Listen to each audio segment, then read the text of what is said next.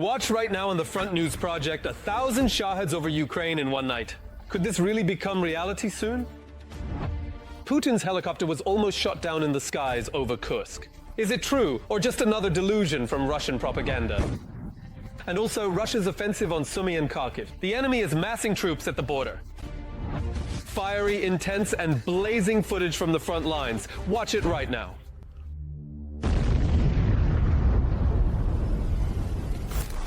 The bloody war continues. A war that Vladimir Putin and his gang unleashed on Ukrainian soil. The heroic resistance of the Ukrainian armed forces and the entire Ukrainian people in their fight for freedom continues. Greetings, this is Front News. Vladimir Timoshenko is with you. For the next 30 minutes, you'll get the truth about the war, uncovered by our journalists from the hottest combat zones. So, are you ready? Then let's begin.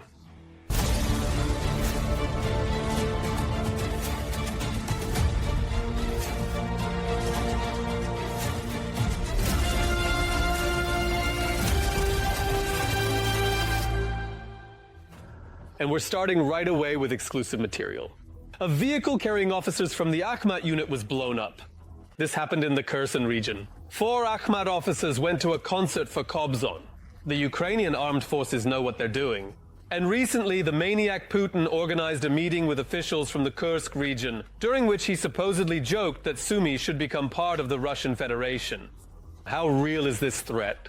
We'll tell you more soon. There is also information that Russia has begun attacking Ukraine with kamikaze drones that autonomously and independently select their targets for destruction. All the details are in our next report. Masterful work. A Ukrainian pilot with the call sign Yellowtail destroyed a Russian Shahed drone at the controls of a MiG-29 fighter jet during a night combat sortie.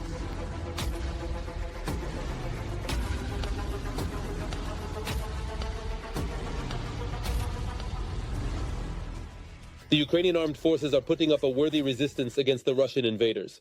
On the Kharkiv front, a night battle took place in which Ukrainian defenders destroyed trucks and camouflaged enemy equipment. Specifically, a tank, an armored fighting vehicle, 3 trucks, and a van belonging to the enemy were hit.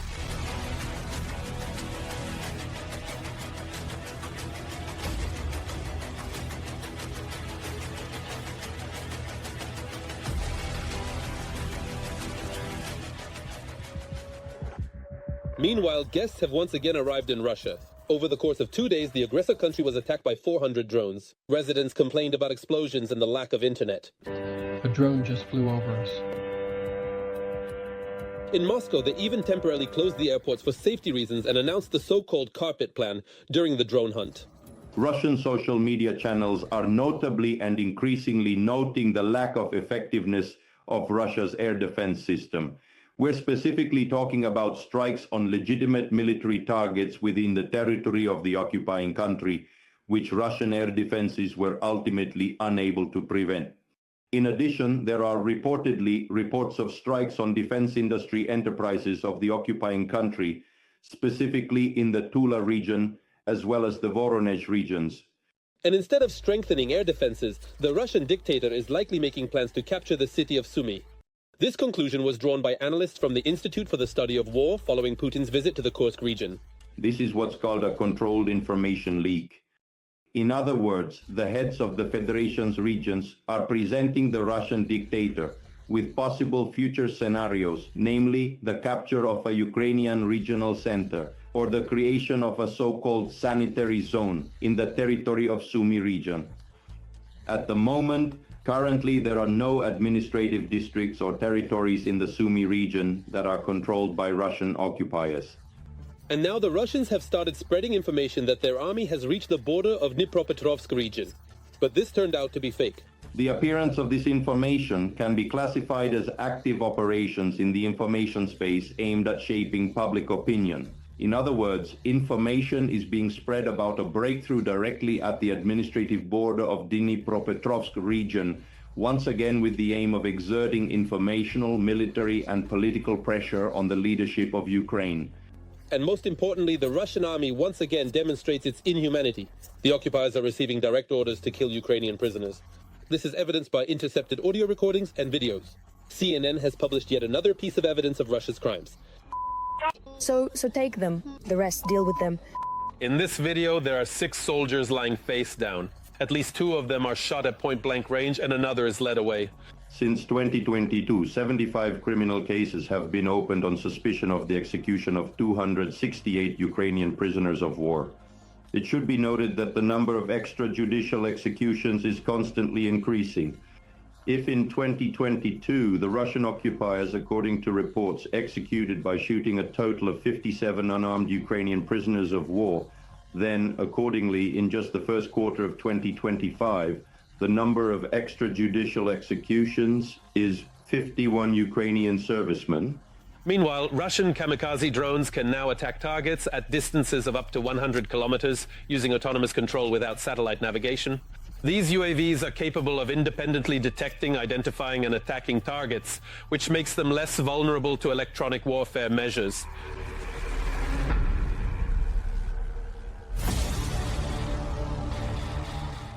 And now an analysis of the operational situation on the long-suffering Pokrovsk direction of the front. The bloody rampage of the enemy armies continues here as well.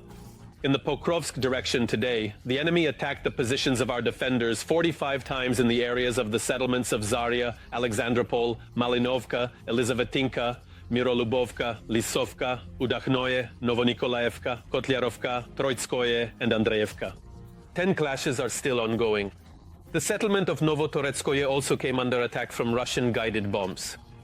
And these have also been hellish days for the capital of Ukraine and the Kyiv region. A record-breaking attack by the Russians on Ukraine, a combined assault, almost 300 drones and 70 missiles. 13 regions came under attack at once. According to available data, 12 people were killed and 60 wounded. This is how Putin showed Trump how he is preparing for negotiations. More details in the report from our colleagues at the television news service. Of course, I can't say for certain, but it seems to me that the Kyiv region hasn't seen such destruction since March 2022. Remember when Vokzalnaya Street in the city of Bucha was liberated, as well as the entire Kyiv region? We were horrified by those images, especially from Vokzalnaya Street in Bucha. Now it's Shevchenko Street in the village of Markalivka. Tatiana is holding her daughter Solomia in her arms, who is 1 year and 8 months old. During the strikes, she was sleeping with her on the second floor of their house. She says she didn't hear the alarm. We were blown away by the fact that it was very Apple-like. I woke up because there was a really strong blast. I got up, sat down, covered my daughter with a blanket, shielded her with my own body, leaned over her and saw a huge red flash.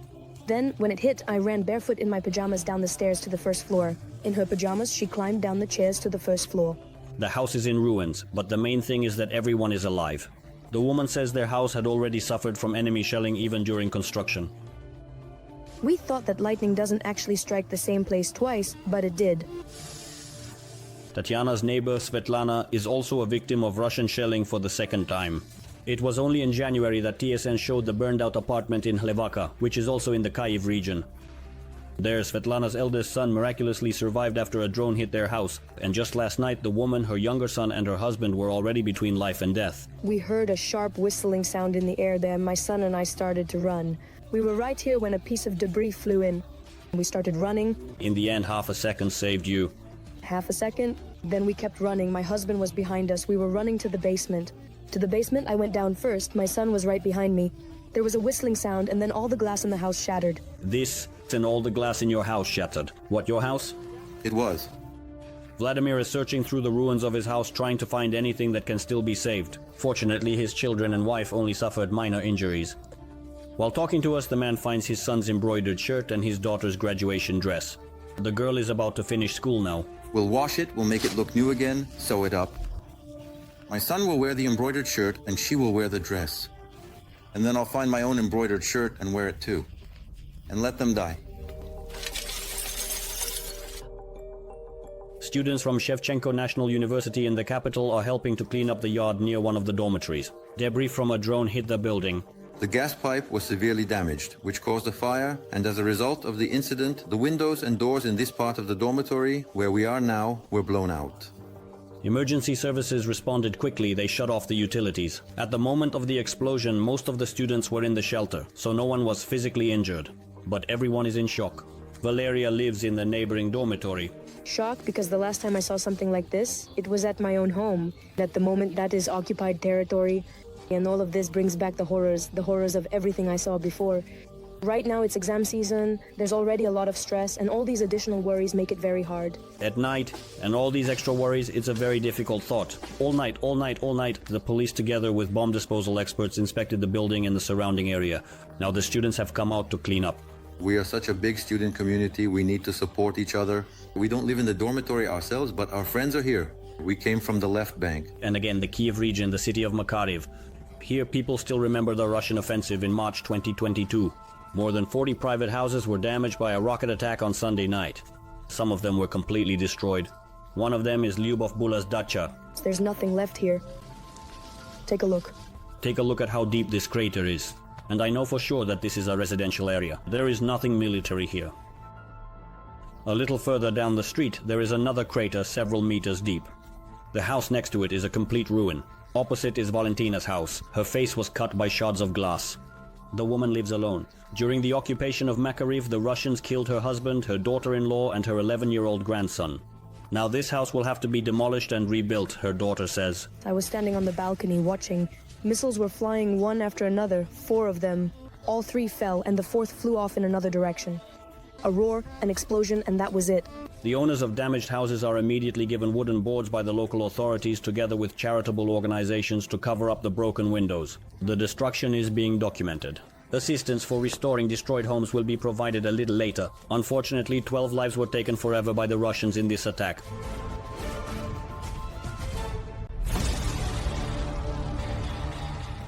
And now it's time to analyze the operational situation on the Kupiansk and Lyman fronts. The enemy is becoming more ferocious here as well. On the Kupiansk front, the aggressors tried 4 times to advance on the positions of Ukrainian units in the areas of Zarizove and towards Petropavlivka. One battle is still ongoing. On the Lyman front today, the aggressor attacked 10 times in the areas of the settlements of Kharkivka, Novomikhailivka, Rydkodub, Yampolivka and Torske.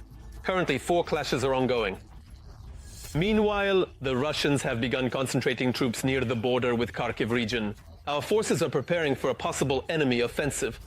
Western analysts believe that this very offensive will begin as early as June, because by then Russia will have a 4-month window to try to break through the Ukrainian defenses before the autumn rains turn the ground into mud. Details in the following report by TSN military correspondent Andriy Tsaplienko. The Kremlin dictator used peace negotiations as a cover for his offensive. At the very moment when Putin's envoys were already sitting down at the negotiating table in Turkey, his armored vehicles were crawling south from the north toward Kharkiv. I'm sure there will be more attempts. These are very important targets for them. Back in 2022, the Russians were 100% sure that Kharkiv would immediately come under their control. The attack was an attempt to recapture the forest, which the occupiers called Berlin. The day before, the Kartia Brigade had completed an operation to liberate this area, but the Russians are not giving up. They need the forest as a staging ground for an offensive on Kharkiv.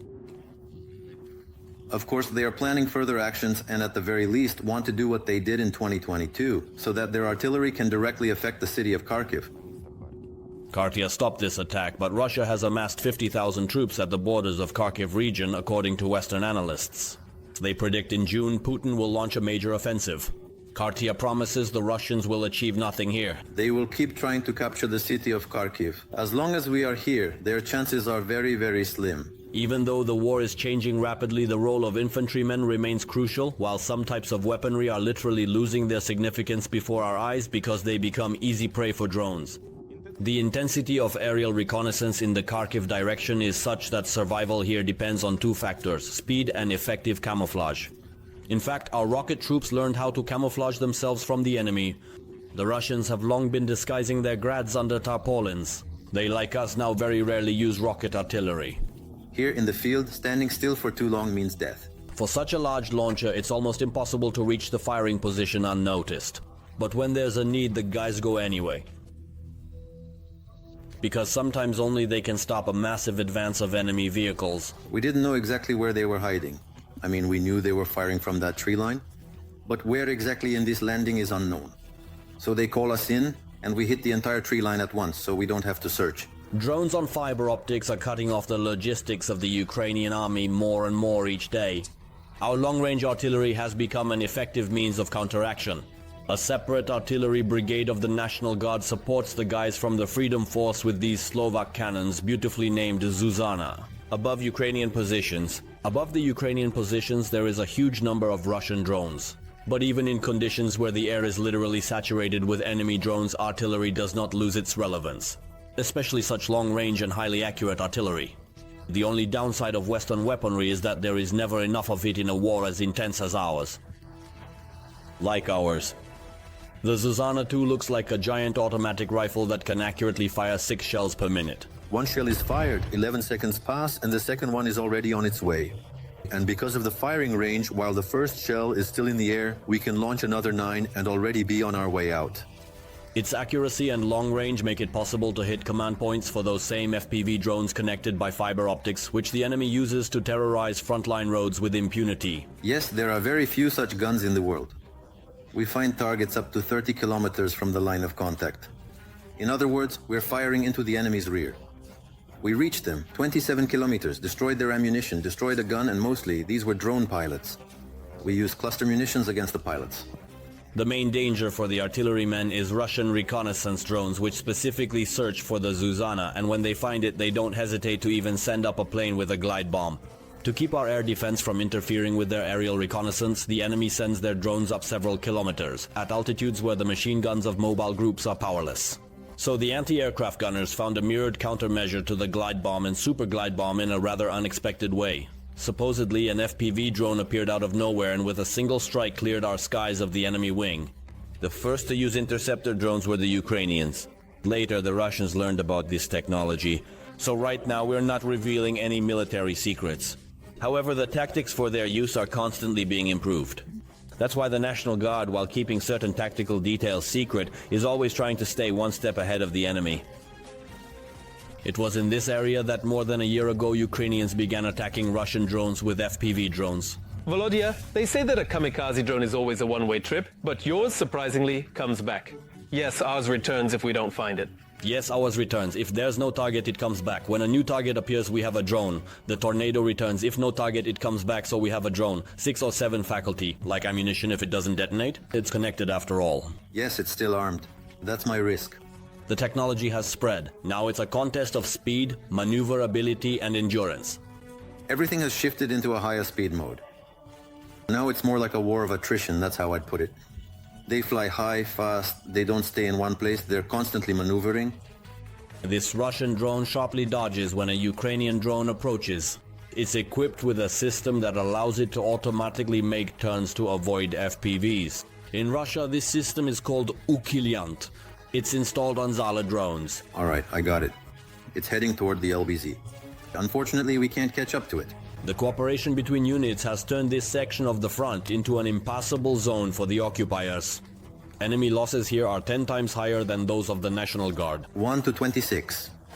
It's bad that we lose even one of our own, but 26 Russians die in return. Is that in your battalion? Yes, that's just our battalion, our defense sector. We are an infantry battalion. 400 Russians, that's over roughly 3 months. Maximum results for minimal financial resources. These are exactly the kinds of technologies we need to look for to stop the next offensive, which Putin apparently will launch in the coming days.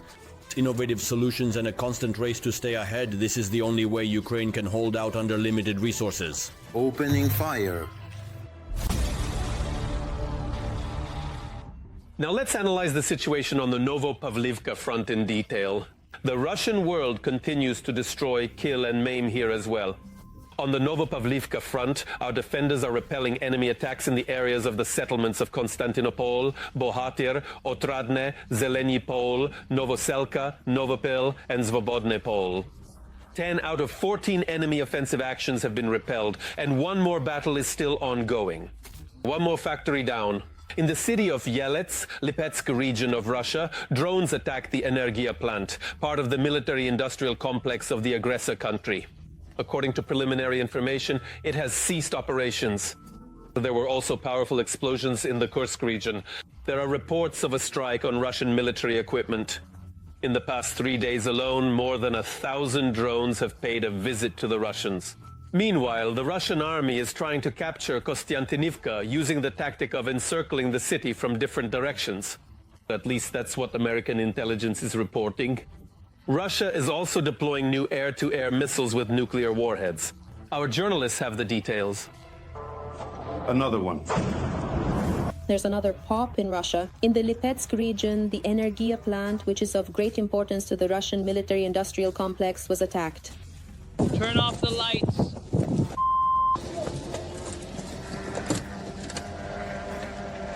Turn off the lights. There were approximately a dozen separate explosions that occurred in the area surrounding the facility, and as a result, a fire eventually broke out. Yes, look at this.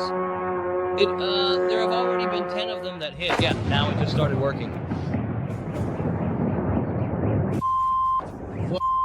10 of them have already flown by.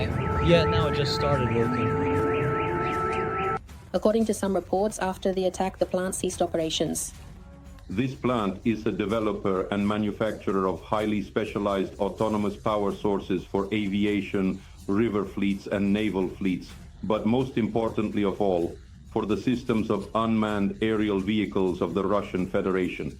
Therefore, strikes on this facility will significantly reduce Russia's ability to use aerodynamic weapons to strike Ukrainian territory at this time. Powerful explosions also thundered in the Kursk region. There, strikes hit a concentration of military equipment and occupiers. In the past 3 days, 15 regions of Russia have come under attack.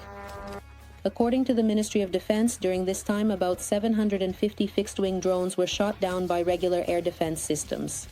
Ukraine's defense forces are carrying out preemptive strikes on permanent and temporary deployment points of personnel and locations where armored vehicles are concentrated. In addition, strikes have been carried out on the rear logistics of the Russian army in the territory of the Kursk region. This concerns bridges and pontoon crossings, which allows Ukraine's defense forces to create threats of operational encirclement for Russian troops, concentrated in the Glushkovsky district of the Russian Federation. At the same time, fierce fighting is taking place in various sectors of the front. The situation in the Konstantinovka direction has become extremely tense in recent weeks.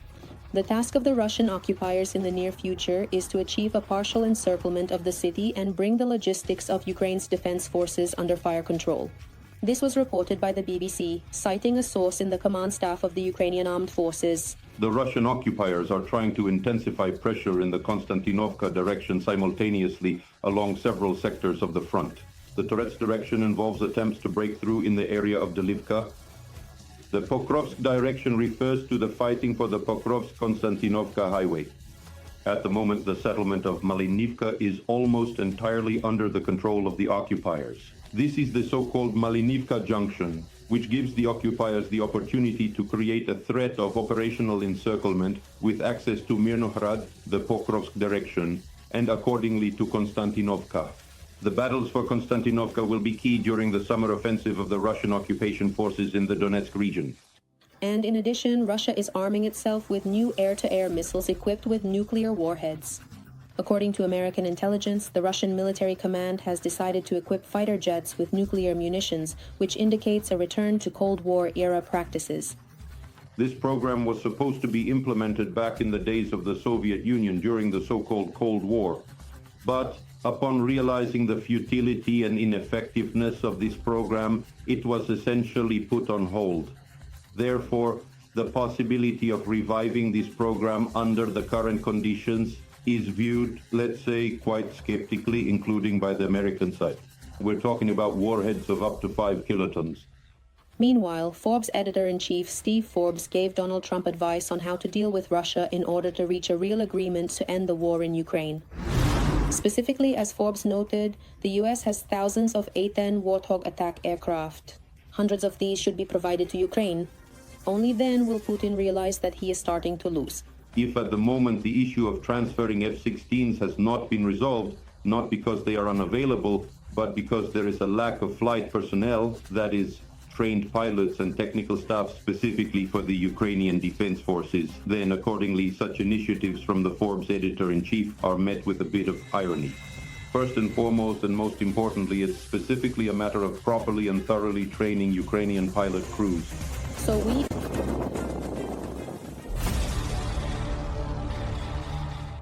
Now let's move to the Kharkiv direction of the front. The enemy is becoming more ferocious here as well.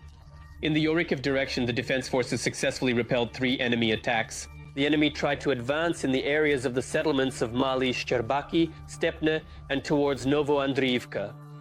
This war was not called the drone war for nothing in the very first year of the full-scale invasion. It is these very Russian drones that terrorize peaceful Ukrainians almost every day. And it is precisely UAVs that help Ukrainian defenders strike military targets on the territory of terrorist Russia. The following report from our colleagues at the television news service is about how members of the 65th Mechanized Brigade are improving their drone piloting skills. In this workshop, dedicated and skilled drone pilots from the 65th Mechanized Brigade both carefully assemble UAVs and hone their piloting skills on a simulator. You always need to practice. We practice. We go out in the evening to fly the drone, and also in the morning. Whenever we have free time, we still need to fly and train. And on this table there are nuts, screwdrivers, and a soldering iron. A soldier with the call sign Chaplain modifies drones, attaching new parts so that the bird is perfectly obedient. I'm checking if the camera rotation is working properly. Yes, the camera is working. And I'm checking the drop mechanism itself. He has been in the army since the very beginning of the full-scale invasion and has been working with drones for a year now. He says he spends half an hour on the technical improvement of a single drone. This is extremely necessary because the enemy is well equipped with electronic warfare systems. To get around the enemy's traps, the defenders play with the frequencies. We lock it down with software. We lock it down with software so that even if the drone falls into enemy hands, they can't figure out which frequencies we're using. There were times when the enemy really tried to storm our guys' positions, and thanks to the drones, we were able to stop them.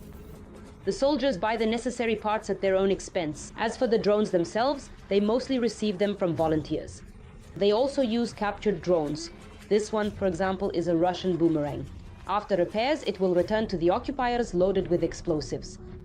They didn't call it boomerang for nothing. I mean, we understand that the boomerang always comes back.